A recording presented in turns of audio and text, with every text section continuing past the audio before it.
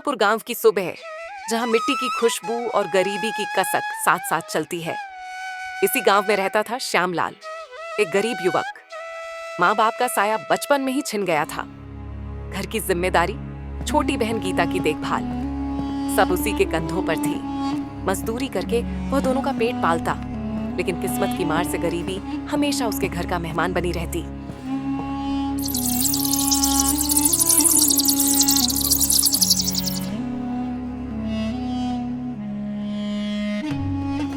भैया, आज बहुत भूख लगी है। सुबह से रोटी का एक टुकड़ा भी नसीब नहीं हुआ। क्या आज भी हमें खाली पेट ही रहना पड़ेगा? बस गीता, हिम्मत रख। कल से ही काम नहीं मिला, मजदूरी का पैसा भी अटका हुआ है, लेकिन आज जरूर कुछ काम मिलेगा। फिर हम दोनों मिलकर भरपेट खाना खाएंगे। गरीबी के आंगन में सपने भी भूख के साथ सो जाते हैं, लेकिन हौसला हो तो हर भूख को हराया जा सकता है। बहन की भूख और अपने खाली हाथ। श्यामलाल का दिल जैसे बोझ से दब गया था, लेकिन हिम्मत न हारी। उसने गीता को दिलासा दिया और काम की तलाश में निकल पड़ा, गांव की चौपाल की ओर, जहां मजदूरों को अक्सर काम मिल जाता था।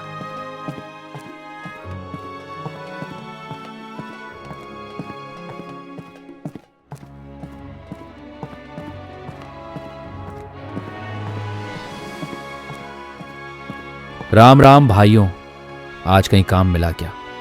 2 दिन से घर में चूल्हा ठंडा पड़ा है।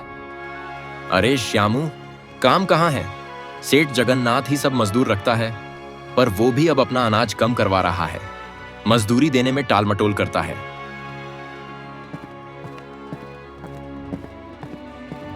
अरे श्यामलाल, तू फिर आ गया। रोज रोज काम मांगने की आदत हो गई है क्या? तेरे जैसे निकम्मों को कौन काम देगा?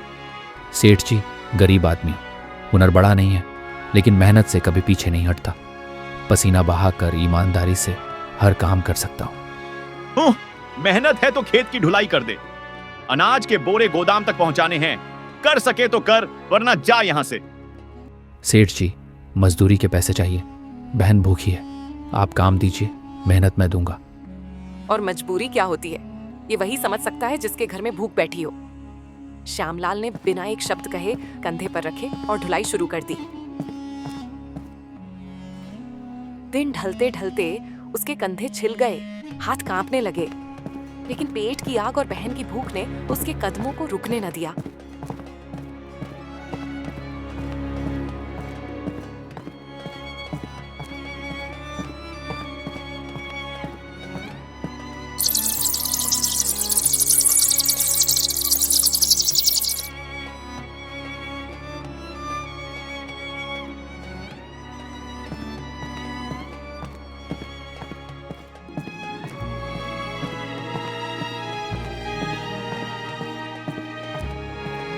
भैया, आज भी मेहनत की, फिर भी हाथ खाली क्यों है? क्या मजदूरी से ही हमेशा पेट पालेंगे? हमेशा दूसरों की दया पर जिएंगे? और क्या कर सकते हैं बहन, गरीबी ने हमें बस मजदूर ही तो बना दिया है। भैया, क्यों ना हम खुद कुछ करें? अगर हम सामों से बनाकर बेचें तो कैसा रहेगा? गांव में हमारे जैसे गरीबों के लिए सस्ता भी होगा और स्वाद भी सबको भाएगा। सामों से? हाँ गीता, ये विचार तो सच में अच्छा है। तेरे हाथों के बनाए परांठे और पकौड़े पूरे गांव में सबने खाए हैं। तेरा स्वाद सब जानते हैं। अगर हम गांव में सामों से बेचें तो लोग जरूर खरीदेंगे। भूख की आग ने भाई बहन को तोड़ने की जगह उन्हें नया रास्ता दिखा दिया था।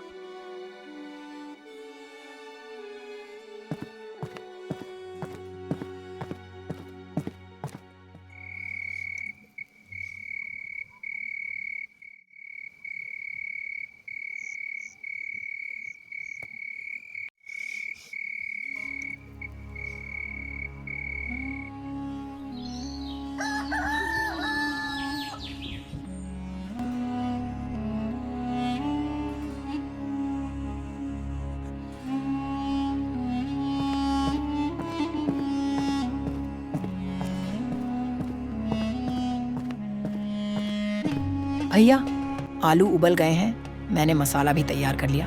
आज हमारे समोसे सबको भा जाएंगे। हाँ गीता, आज हमारी मेहनत की पहली कमाई होगी। अब किसी सेठ के आगे झुकना नहीं, अब हमारी किस्मत हमारे हाथों में होगी। पुरानी टोकरी, कुछ अखबार और गीता के हाथ का स्वाद, यही उनकी पूंजी थी। लेकिन हौसला उससे भी बड़ा।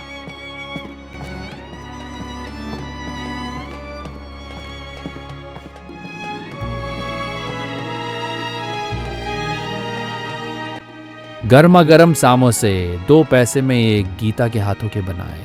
गर्मा गर्म समोसे 2 पैसे में एक गीता के हाथों के बनाए।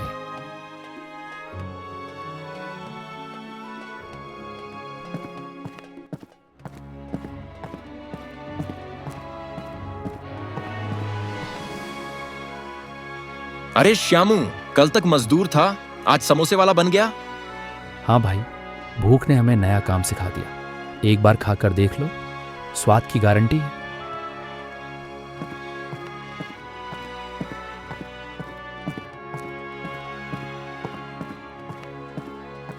भैया, मुझे एक समोसा दीजिए। लो बेटा, खाकर बताना कैसा लगा। छोटे बच्चे ने पहला कौर लिया और उसके चेहरे पर खिली मुस्कान ने सबकी सोच बदल दी। वाह, कितना मजेदार है। अम्मा, मुझे 2 और चाहिए। धीरे धीरे चौपाल पर भीड़ बढ़ी और थोड़ी ही देर में सारे समोसे बिक गए।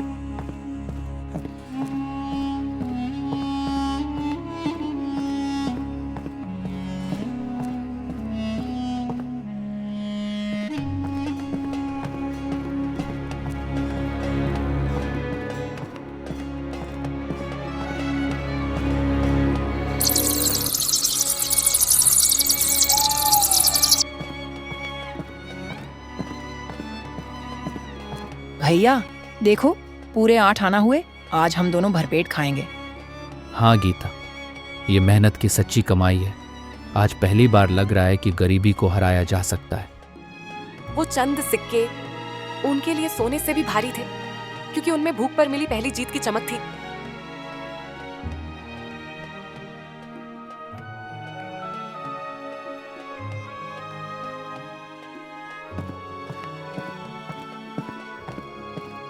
अरे वाह सामू भैया, आपके समोसे तो गजब हैं। मैं इनका वीडियो बनाकर मोबाइल से डालता हूँ। देखना, पूरा गांव आपका नाम लेगा।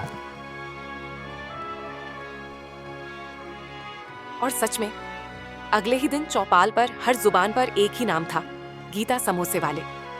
गरीबी की गली से उठी खुशबू अब शहर तक पहुंचने लगी थी।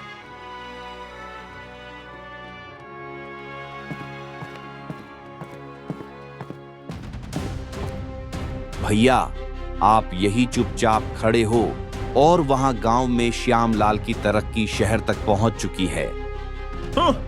ये श्यामलाल अगर ऐसे ही मशहूर हो गया तो मेरे यहाँ कौन काम करेगा?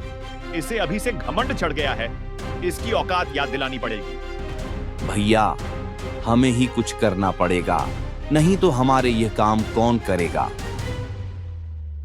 और वहीं शुरू हुई असली लड़ाई, गरीबी से नहीं, ईर्ष्या और षड्यंत्र से।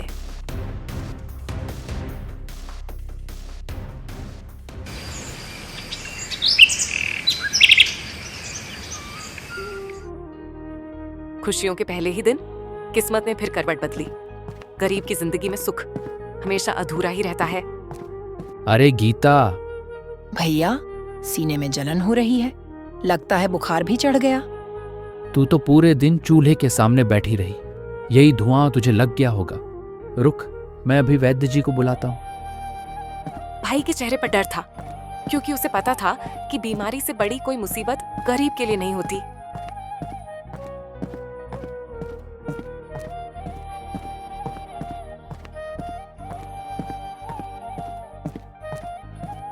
अरे श्यामलाल, बोल, सब कुछ ठीक तो है ना? मेरी बहन की तबीयत खराब है, एक बार आप उसे देख लो साहब। ठीक है, चल।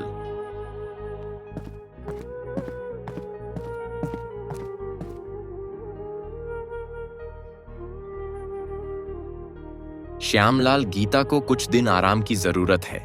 मैंने दवाई दे दिया है, टाइम पे उसे खाने देना। ठीक है, अब चलता हूँ। जी साहब।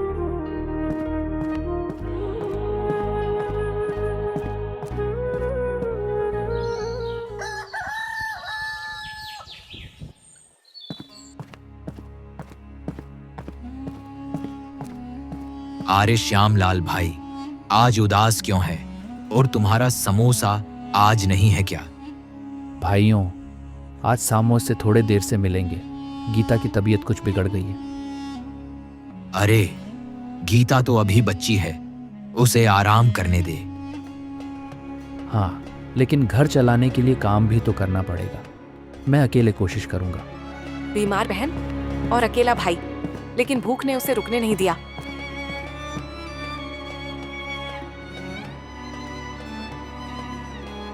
जहां मेहनत खड़ी थी, वहीं साजिद छुपकर मुस्कुरा रही थी। रात के अंधेरे में सेठ के आदमी भोला के उबला आलू में कुछ खराब आलू मिक्स करने पहुंच जाता है और सभी आलू को खराब करके निकल जाता है। अगले दिन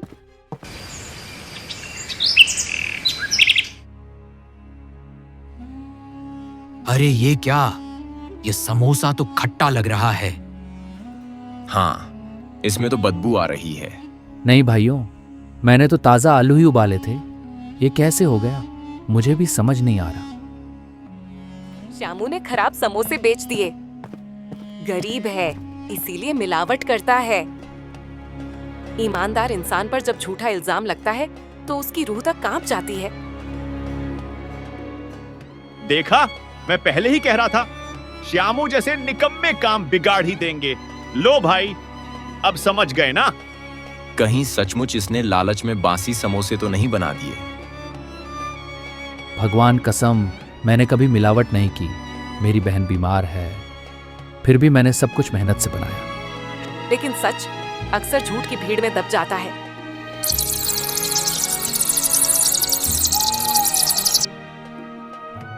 भैया, आज चौपाल से इतनी देर क्यों आ गए? कुछ नहीं गीता, बस लोग आज सामो से नहीं लेना चाहते थे। कोई बात नहीं भैया, कल सब अच्छा होगा। आप हार मत मानना। गरीबी से जूझते लोग जब कुछ नया करने की कोशिश करते हैं तो सबसे पहले उनका इम्तिहान लेती है किस्मत। और अब वही इम्तिहान श्यामलाल और गीता के सामने खड़ा था।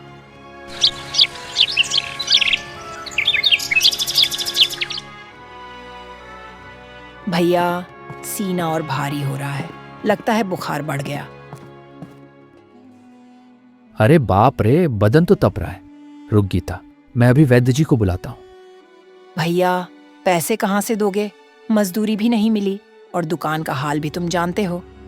पैसे मैं कहीं से भी लाऊंगा, तेरे इलाज में कोई कमी नहीं रहने दूंगा। बीमार बहन की सांसें हर पल भारी हो रही थीं और भाई का दिल हर धड़कन के साथ टूट रहा था। अरे सुना, श्यामू के समोसे खाने से 3 बच्चों का पेट खराब हो गया। हाँ, यही तो कह रहा था मैं। ये गरीब अपने लालच में कुछ भी कर सकते हैं। अरे ये झूठ है, मैं तो ताज़ा आलू ही लाता हूँ, तेल भी नया ही खरीदता हूँ।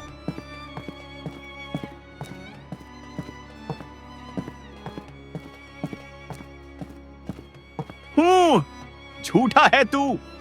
सच मानो या ना मानो, पर लोग तेरे समोसे अब नहीं खाएंगे। झूठ की गूंज सच की आवाज से हमेशा ऊंची होती है। श्यामलाल पर इल्जाम लग गया और लोग उसके समोसे से मुंह मोड़ने लगे।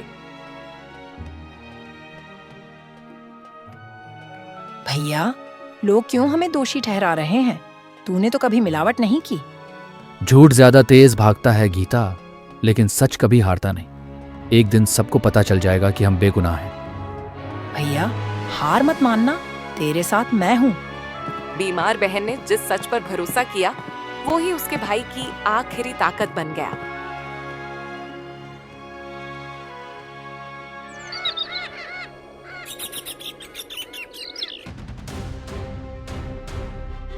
भैया, मैंने सब देख लिया है। ये सेठ ही है जिसने तेरे समोसा में मिलावट करवाई है। मैंने सब मोबाइल में रिकॉर्ड कर लिया है। क्या सच में?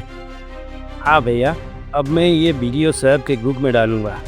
लोग देखेंगे कि सच्चाई क्या है। तेरे मेहनत पर अब किसी का झूठ भारी नहीं पड़ेगा। अंधेरे में हमेशा एक दिया जलता है और वही दिया तूफान का रुख बदल देता है।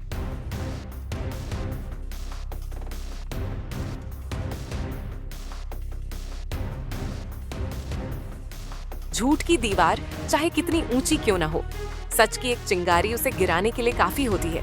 वो लोग जो कल तक श्यामलाल पर शक कर रहे थे, आज उसी के लिए शर्मिंदा थे।